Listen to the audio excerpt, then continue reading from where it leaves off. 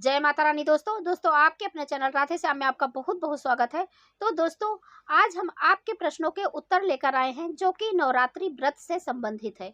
तो दोस्तों देखिए, ये मत सोचकर आप कुछ गलत कमेंट कीजिएगा या फिर ये मत सोचकर आप वीडियो से भाग जाइएगा कि इनके चैनल पे तो ज़्यादा व्यूज आते ही नहीं और ना ही इनके चैनल पर इतना कमेंट आए हैं। तो देखिए, मेरे चैनल पे भी थोड़ा कमेंट आए हैं और थोड़ा मैं भी वीडियो देखती रहती हूँ।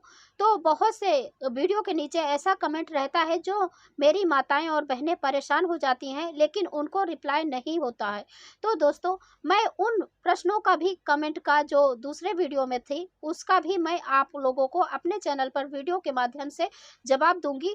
और दोस्तों जो भी मुझसे बन सकता है तो मैं उस वीडियो में भी कमेंट कर देती हूँ, लेकिन बहुत से लोगों को पसंद नहीं आता है कि दूसरे के चैनल में कमेंट करें। तो इसीलिए मैंने मेरे चैनल पे जो मुझसे हो सका मैं बताई हूँ। तो आप लोग वीडियो को अंत तक जरूर देखिए और वीडियो बहुत ही महत्वपूर्ण है, तो वीडियो को अंत तक जरूर देखिए। यदि वीडियो अच्छा लगा तो लाइक और शेयर भी कीजिएगा और चैनल को जरूर सब्सक्राइब कीजिएगा इसी तरह का वीडियो देखने के लिए।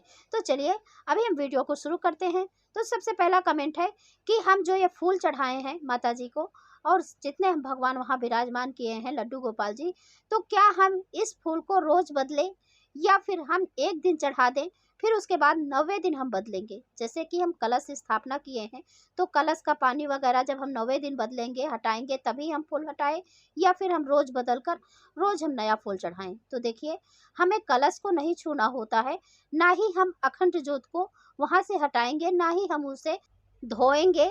बस वो जैसे प्रज्वलित है वैसे ही हम 9 दिन तक उसकी देखभाल करेंगे। यानी दिया बुझना नहीं चाहिए, उसे हमें बराबर टाइम टाइम पे तेल या घी जो भी आप डालते हैं बराबर डालना चाहिए। तो अभी उसका तो हो गया कलश में और अखंड ज्योत का आपको समझ में आ गया। तो अभी आपको ये समझना है कि फूल हटाएं या नहीं। हाँ बिल्कुल फूल हटाना चाहिए, क्योंकि फूल एक दिन चढ़ा रहता है तो दूसरे दिन फूल बासी हो जाता है। तो हमें भगवान के पास से माता जी के पास से जरूर फूल हटा देना चाहिए। और यदि आप जैसे दरवाजे पे तोरण लगाए हैं, मंदिर पे तोरण लगाए हैं, ताजे फूल की जो तोरण बनती है ये देख सकते हैं। तो इस प्रकार से यदि तोरण जो माला हम बनाए हैं मंदिर में पहनाए हैं तो इसे आप 1-2 दिन जब तक इसका फूल नहीं कुम्हलाता है तब तक आप भले ही रहने दीजिए। और लेकिन जो हम प्रतिमा में ये देखिए पहनाए हैं इसे हमें रोज बदलना है। और जो हम ये फूल चढ़ाए हैं फूल भी हम रोज हटाएंगे। तो इस प्रकार से और मंदिर की हम साफ सफाई भी करेंगे। हाँ, आपको झाड़ू यूज नहीं करना है मंदिर में, किसी भी प्रकार का झाड़ू, छोटा भी बहुत आता है मंदिर साफ करने के लिए। फिर भी हम यहाँ आज के दिन मतलब 9 दिनों तक हम झाड़ू का यूज नहीं करेंगे जब तक हम माता जी को यहाँ विराजमान किए हैं। तो हम एक कपड़े से साफ कर देंगे। यदि देखिए मेरा तो मंदिर में है, यदि आप चौकी बिछाए हैं, चौकी पर रखे हैं कलश और माता जी को वहाँ विराजमान किए हैं, तो आपको चाहिए कि आप चौकी के आसपास में भी झाड़ू का इस्तेमाल ना करें। 9 दिनों तक आप उस कक्ष को कपड़े से साफ करें। कपड़े से बहुत ही अच्छे से पोछा लग जाता है। तो आप जो भी फूल वगैरह है, आप थोड़ा मिट्टी धूल भी है तो आप कपड़े से ही साफ करें। ये बात आपको ध्यान रखना है। और दूसरी बात क्या है कि जैसे हम अखंड ज्योत प्रज्वलित किए हैं, लेकिन हम दुर्गा सप्तशती का पाठ करते हैं, मंत्रों का जप करते हैं, तो क्या हमें अलग से दीपक प्रज्वलित करना चाहिए या नहीं? तो देखिए बिल्कुल नहीं करना चाहिए आपको। यदि आपकी इच्छा है तो इसमें कोई मनाही भी नहीं है कि नहीं नहीं ही करना चाहिए। यदि आप जैसे तिल का तेल का दीपक प्रज्वलित किए हैं, आप शुद्ध घी का दीपक प्रज्वलित करके पाठ करना चाहते हैं तो कोई दिक्कत नहीं, आप माता जी के सामने शुद्ध घी का दीपक प्रज्वलित करके आप पाठ कर सकते हैं, मंत्रों का जप कर सकते हैं और नहीं इसकी आवश्यकता नहीं है। यह पूरी तरह आपके इच्छा पर निर्भर करता है। तीसरा प्रश्न ये है कि यदि बीच में पीरियड्स आ जाए तो क्या करें? पूजा करें या ना करें? व्रत करें या ना करें? छोड़ दें? क्योंकि हम अशुद्ध अवस्था में हैं तो हमारा व्रत मान्य होगा या नहीं? तो देखिए बिल्कुल मान्य होगा। यदि आप व्रत हैं तो आप जरूर व्रत रखिए, सिर्फ आप पूजा मत कीजिए। तो अब दूसरा प्रश्न आता है कि हम कितने दिन तक पूजा ना करें, यानी 4 दिन, 5 दिन, 7 दिन, कितने दिन तक ना करें? तो देखिए शास्त्रों के भी अनुसार आप देखेंगे तो आप चौथे दिन रसोई में जा सकते हैं और देव पूजा आप 5वें दिन से कर सकते हैं। और अगला प्रश्न है कि क्या हम नवरात्रि में पीरियड्स का बाल धो सकते हैं या नहीं? तो हाँ बिल्कुल धो सकते हैं। जब आप बाल नहीं धोएंगे तो पूजा कैसे करेंगे। मान लीजिए आपका 5 दिन का वो हो गया, माता जी का पूजा पाठ नहीं कर पाए, तो इसलिए आपको बाद में मौका मिला है तो आप ज़रूर बाल धोकर पूजा ज़रूर कीजिए। और दोस्तों फिर अगला प्रश्न है, पीरियड्स में क्या हम कन्या पूजन करें या ना करें? क्योंकि हम तो देवी देवता का पूजा करते नहीं हैं, हम लड़कियों को खिला रहे हैं, तो क्या हम सिर्फ खाना बनाकर खिला सकते हैं या फिर हम उन्हें ना छुएं, सिर्फ भोजन बनाकर उन्हें दे सकते हैं कि कोई दूसरा खिला दे? तो देखिए, भले ही हम लड़कियों को पूजते हैं लेकिन हम देवी स्वरूप पूजते हैं, तो इसलिए आज के दिन लड़कियां सिर्फ लड़कियां नहीं हैं, ये माता के स्वरूप हैं, तो इसलिए हम इनको भी भोजन नहीं बना सकते इस अवस्था में। तो ऐसे में यह हो सकता है कि घर वाले यदि हैं, जैसे कि आपके घर में माँ बहन है या फिर सास ननद है, ससुराल में है, तो आप उनसे बोलकर खाना बनवा लीजिए और उनसे ही बोलकर माता जी का पूजन करा लीजिए, हवन करवा लीजिए।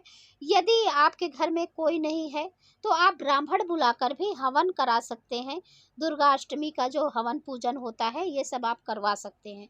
और यदि ये भी संभव नहीं है तो आप किसी से बाहर से ही मिष्ठान वगैरह मंगा सकते हैं, क्योंकि बहुत से लोग तो दही और जलेबी भी खिलाते हैं, फल भी दे देते हैं, फल भी खिलाते हैं।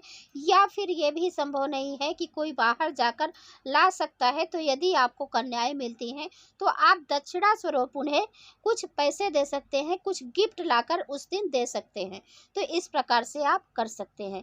जैसे कोई भी गिफ्ट है, जैसे पढ़ने लिखने का है या फिर लंच बॉक्स भी दे सकते हैं, या फिर उन्हें आपके पास है तो कपड़े भी दे सकते हैं। तो इस प्रकार से आप गिफ्ट देकर भी आप उन्हें उपहार देकर खुश कर सकते हैं। इससे आपका व्रत संपूर्ण माना जाएगा और कन्या पूजन का भी फल आपको अवश्य मिलेगा। और अगला प्रश्न है कि हम 9 दिन का व्रत नहीं किए हैं, सिर्फ 2 दिन का किए हैं, यानी चढ़ती उतरती, आप अष्टमी परिया भी बोल सकते हैं, तो हम वह 2 दिन का व्रत किए हैं, तो क्या हम कन्या खिलाएं या नहीं? तो देखिए, यदि आपकी इच्छा है तो आप जरूर खिलाइए, यदि इच्छा नहीं है तो इसमें आपको जरूरी नहीं है कि आपको खिलाना ही चाहिए। लेकिन हाँ, जो लोग 9 दिन तक व्रत रहते हैं उन्हें कन्या पूजन जरूर करना चाहिए, क्योंकि इससे उन्हें व्रत का संपूर्ण फल मिलता है। क्योंकि कहा जाता है यदि हम कन्या पूजन नहीं करते तो हमारा व्रत अधूरा ही माना जाता है। तो इसीलिए जो लोग 9 दिन का व्रत करते हैं उन्हें अनिवार्य है कन्या पूजन करना, यानी कन्या को भोजन कराना, उन्हें खाना खिलाना। और जो लोग सिर्फ 2 दिन का करते हैं, पहले दिन और अष्टमी के दिन, तो उन्हें ये अनिवार्य नहीं है कि आपको करना ही चाहिए, आपकी इच्छा पर निर्भर है, ये आप चाहिए तो खिला सकते हैं। और अभी अगला प्रश्न जान लेते हैं कि बहुत से लोगों का ये प्रश्न है कि हम परिया के दिन घट स्थापना नहीं कर पाए किसी भी कारणवश, तो हम क्या करें? बीच में कर सकते हैं या फिर हम अष्टमी के दिन कर सकते हैं क्या घट स्थापना? तो देखिए, पहले दिन से ही हम माता का आवाहन करते हैं, माता को विराजमान करते हैं, कलश स्थापना करते हैं। तो ऐसे बीच में घट स्थापना कभी नहीं हुआ है, किसी ने भी नहीं किया है, तो ये हम नहीं कह सकते कि आपको बीच में करना चाहिए। तो इस प्रकार से आपको समझ लीजिए कि नहीं ही करना है। तो आप पूजा जरूर कर सकते हैं, व्रत कर सकते हैं, भले ही आप घट स्थापना नहीं किए हैं। विश्वास रखकर माता जी पर आप घट स्थापना नहीं किए हैं तो भी पूजा उसी प्रकार से करेंगे।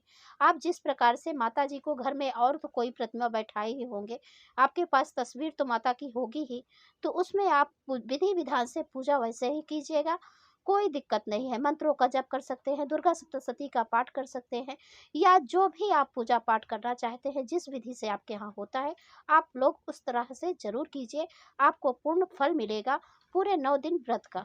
तो इस प्रकार से आप लोग नियम का पालन कर सकते हैं।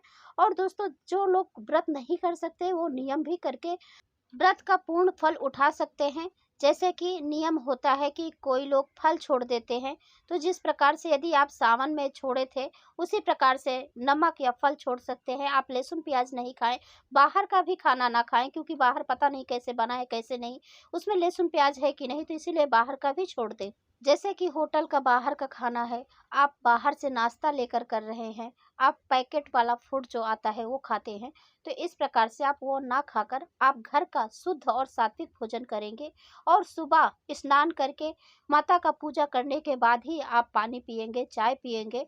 तो इस प्रकार से नियम का पालन करके भी आप माता जी के 9 दिनों का व्रत का लाभ उठा सकते हैं।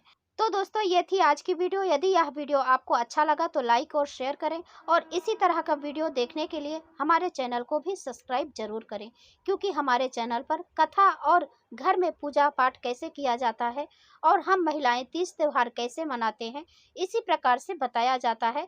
तो दोस्तों आप चैनल को भी सब्सक्राइब जरूर करें। इससे यह होगा कि जो भी इस चैनल पर नई वीडियो अपलोड होगी उसकी नोटिफिकेशन सही समय पर आपको प्राप्त होगी। तो इसीलिए चैनल को सब्सक्राइब भी जरूर कर लीजिए।